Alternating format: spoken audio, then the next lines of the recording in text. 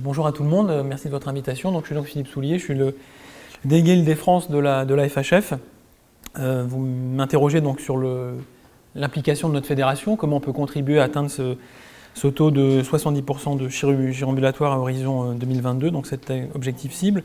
Mon propos, n'étant pas chirurgien moi-même, je ne tomberai pas dans le travers de parler de chirurgie, un parterre peut-être de chirurgiens, mais plutôt d'expliquer, c'est comme ça que j'ai compris le sujet, quelle est la façon dont notre fédération peut s'y impliquer. Voilà. Alors, ma présentation, peut-être rappeler ce qu'est la FHF, parce qu'elle a peut-être une place originale dans le paysage institutionnel français. Ce n'est pas un club de directeurs, quoique l'étant moi-même, je le précise.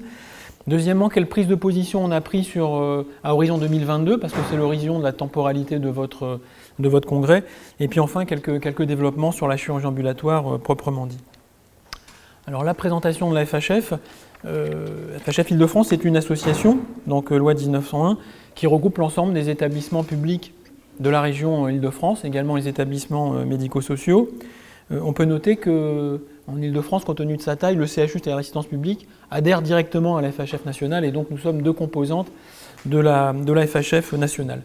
On nous qualifie traditionnellement du lobby des hôpitaux, en tout cas on défend les intérêts des établissements, auprès du ministère de la Santé, pour faire simple, pour la FHF nationale, et pour ce qui nous concerne, auprès de l'ARS Île-de-France, où j'ai croisé ce matin d'ailleurs son directeur général qui venait de vous quitter.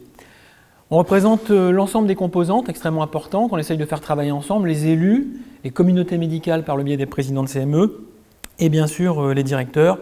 Et puis on a un conseil d'administration, donc un fonctionnement radicalement différent de celui de l'assistance publique, dans le sens où la FHF Île-de-France, c'est 3 personnes qui coordonnent, donc c'est vraiment une fédération qui s'appuie sur les forces vives de ses adhérents, et c'est au niveau du conseil d'administration qu'on fédère toutes ces forces. Notons la présence de conférences affaires médicales, et puis le lien étroit qu'on établit avec nos présidents de CME. Je vous ai mis une photo un peu rafraîchissante de quelques-uns de nos établissements, notamment l'hôpital Sainte-Anne sous la neige, qui fait rêver tous ceux qui se ventilent. Juste pour dire que notre domaine de prédilection, alors on a calculé les parts de marché entre guillemets, on voit qu'on est en Île-de-France le premier opérateur sur l'obstétrique, le premier également sur la médecine, et qu'en chirurgie ambulatoire, je pense que les chiffres sont concordants avec ce qu'on a vu précédemment, on est avec seulement 14,7% de parts de marché. Notons que nos établissements, ils sont aujourd'hui regroupés, ça me semble important pour le développement de la chirurgie ambulatoire, dans 15 groupements hospitaliers de territoire. Donc ils se situent dans l'ensemble des départements de la région Île-de-France. Le centre n'est pas notre zone de prédilection. On note cependant une offre de santé mentale et neurosciences, ainsi qu'un hôpital d'ophtalmologie que vous connaissez. La petite couronne que vous voyez sur la carte, où on coopère avec l'assistance publique, c'est le lieu, je pense, de la coopération. Et puis la grande couronne, où on est fortement implanté, avec, pour faire simple, deux groupements hospitaliers de territoire par département, en général un au nord, un au sud. Alors deuxième partie de mon exposé, quelle position on a pris sur l'horizon de votre congrès, sur Ma Santé 2022, compte tenu de nos spécificités, il y a un fil conducteur dans ma démonstration, on part vraiment du réel de nos établissements, de leur quotidien, des territoires, avec 14 prises de position dont je vous ferai grâce, mais j'insisterai peut-être sur les 2 premières. La première, c'est sur les territoires, la croissance de la population. Notre région Île-de-France, région capitale, 12 millions d'habitants aujourd'hui, demain 12,7 millions, à horizon je crois 2030, à horizon 2035, 1 million de plus, soit 13 millions. C'est une croissance qui nous semble colossale. Les 700 000 habitants qu'on va prendre à horizon 2030, c'est l'équivalent d'un département comme la Meurthe-et-Moselle. Ça nous semble un sujet vraiment de préoccupation fondamentale, et ce d'autant plus que Paris se dépeuple, et donc ce sont les territoires, logiquement aux abords du Grand Paris, du futur métro automatique, qui vont absorber cette croissance populationnelle.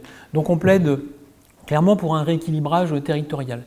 Deuxième sujet sur notre prise de position, et ça me semble s'appliquer également à la chirurgie ambulatoire, c'est le sujet des ressources humaines en santé. Voilà un sujet que je qualifie de paradoxal, parce que finalement c'est un exemple de non-qualité.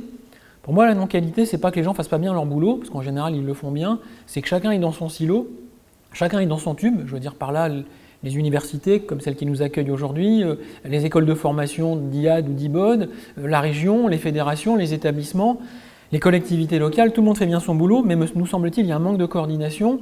Et quand on rapproche avec la croissance populationnelle, qui était le point précédent, on voit qu'on va quand même au-devant d'une difficulté. Et donc on a souhaité nous ouvrir ce sujet des ressources humaines en santé, faire en sorte qu'on ait un décloisonnement. Et donc j'aurai plaisir à participer le 10 juillet prochain à l'ARS Île-de-France à un premier séminaire sur le sujet. Il nous semble qu'on doit partir là aussi d'une logique de besoin pour avoir des professionnels en qualité et en quantité suffisant, qu'ils soient médicaux ou paramédicaux, parce que si nous n'y arrivons pas, forcément on va au risque à la rencontre de graves déconvenues. Troisième sujet, les groupements hospitaliers de territoire, j'y reviens pas, si ce n'est qu'ils passent des conventions d'association avec l'assistance publique, et que donc la réorganisation de l'assistance publique au 1er juillet prochain, si j'ai bien compris, va nous obliger à revisiter ces conventions d'association. Sur l'ambulatoire, on avait été prudent. J'ai pris exactement ce qu'on avait noté il y a un an. On avait noté qu'on était réservé sur le culte ambulatoire, notamment en médecine. En fait, on était moins timoré sur la chirurgie que sur la médecine.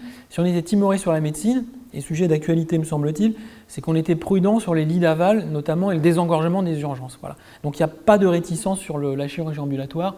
Et puis enfin, cher Bénédicte, on avait également insisté sur la transition et notamment sur l'allocation de ressources. Donc en résumé, on a une fédération qui s'implique dans la transformation du système, très soucieuse des données démographiques, que ce soit celles de la population ou des professionnels, et qui souhaite une véritable politique de conduite du changement. Alors sur la chirurgie ambulatoire proprement dit, peut-être qu'on a 3 leviers à actionner au niveau de la FHF Île-de-France. Premièrement, faire évoluer les cultures et les mentalités. Deuxièmement, donner du sens, la question du pourquoi. Et troisièmement, travailler sur le comment. Je conclurai brièvement sur ces 3 points. Faire évoluer les cultures et les mentalités, c'est peut-être un peu pompeux, mais ce à quoi sert notre fédération, c'est finalement un peu une caisse de résonance. Il y a un certain nombre de sujets d'évolution, de transformation, je pense notamment au groupement hospitalier de territoire, sur lesquels, au fil de nos congrès, nos prises de position, on a pu, avec nos communautés médicales, nos communautés hospitalières, se forger une doctrine et faire véritablement évoluer les mentalités. Ça me semble nécessaire au niveau de nos professionnels, je ne veux nullement les stigmatiser, mais j'entends dire dans les différents territoires qu'il y a ça et là des communautés qui évoluent, parce qu'elle lève un certain nombre de freins et de barrières pour la chirurgie ambulatoire. Je crois qu'il nous faut promouvoir ces communautés et faire en sorte que on quitte un peu cette culture du mètre carré et qu'on rentre dans une culture du plateau technique, de l'efficacité, de la densité de la prise en charge. Faire évoluer la culture, c'est aussi au niveau des patients, où on sent qu'il y a des réticences. Et là, j'évoquerai l'appel à projet qui a été lancé par l'ARS, qui était, je pense, un succès, ou en tout cas pour notre fédération, puisqu'elle s'y est impliquée. On a été répondant d'une façon assez nombreuse. J'ai trouvé qu'il y avait une saine émulation lors du jury de sélection. Et sur les sujets de réalité virtuelle, d'hypnose, je pense qu'on s'est montré imaginatif et qu'on a contribué ensemble à faire lever ces freins, et à faire levier donc, pour les patients. Deuxièmement, sur la question du sens, moi je crois que ça doit d'abord être pris par le sujet de la qualité et de la sécurité des soins. Les patients sont globalement satisfaits quand on les interroge sur la chirurgie ambulatoire. Le séjour ambulatoire, le séjour opératoire, il est anxiogène.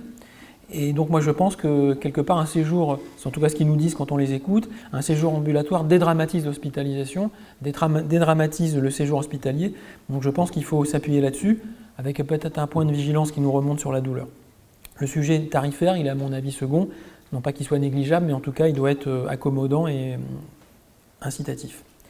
Sur la précarité, je pense qu'on a pour l'atteinte de l'objectif de 70% qui est ambitieux, je pense qu'on a des marges de progression sur la précarité. Et puis enfin, la question de dédier certains sites, que je ne citerai pas puisqu'ils ont été cités par l'intervenant précédent, dédier certains sites à l'ambulatoire, moi, ne me semble pas une question taboue, dédier certains sites, dédier certains bâtiments. Ça me semble, y compris à l'hôpital public, des pistes de réflexion intéressantes, parce qu'elles permettent de mieux optimiser les personnels, notamment la nuit ou le dimanche, par définition c'est fermé. Piste d'autant plus intéressante qu'on doit, à mon avis, les déployer dans un territoire, et le GHT nous en donne la possibilité. Donc un sujet qui n'est pas tabou. Dernière diapositive, travailler sur le comment. Il faut travailler, à mon avis, sur accompagner nos établissements. C'est une chirurgie organisationnelle, moi je la qualifie comme telle. Elle modifie les flux. Les actes sont plus denses, modifie les locaux, elle modifie l'hôtellerie, donc je pense qu'il faut accompagner nos établissements. J'insisterai encore sur le sujet des ressources humaines, peut-être au niveau paramédical en développant les emplois nouveaux. La chirurgie ambulatoire peut être un sujet d'attractivité médicale, parce que je pense que les jeunes chirurgiens la plébiscitent, et on a un vrai sujet d'attractivité médicale dans la région. Je me risquerai à dire un petit mot sur les robots. Finalement, n'étant pas un spécialiste de rien du tout sur ce sujet, pourquoi pas aller sur les robots? Moi, ce que j'en ai compris à ce stade de la réflexion, c'est que finalement, il y avait deux sujets sur les robots. Il y avait un premier sujet sur la plus-value chirurgicale que je qualifierais avec mes mots d'encours de démonstration. Et puis il y avait un sujet dit périphérique, mais sur des points qui sont quand même fondamentaux, sur le confort du chirurgien, donc sur son ergonomie, sur la formation des jeunes chirurgiens, sur l'attractivité médicale encore une fois. Et je pense que nous qui sommes en terre sur ce sujet, on ne peut pas longtemps ignorer notre retard. Et donc on attend avec impatience les conclusions du groupe de travail, mais je pense que rapidement notre fédération prendra une position sur ce sujet pour rattraper son retard, qui contribue à réduire les DMS et qui peut avoir du sens, si j'ai bien compris, au niveau de la chirurgie ambulatoire. Voilà, je voulais en dernière diapositive dire qu'on se positionne comme un corps intermédiaire, partenaire des pouvoirs publics, et qu'on travaille comme toujours sur les conditions de la réussite de la réforme, même si le chiffre nous semble extrêmement ambitieux. En tout cas, la chirurgie ambulatoire, elle ne fait pas exception à ce positionnement de la FHF Île-de-France. Merci de votre attention.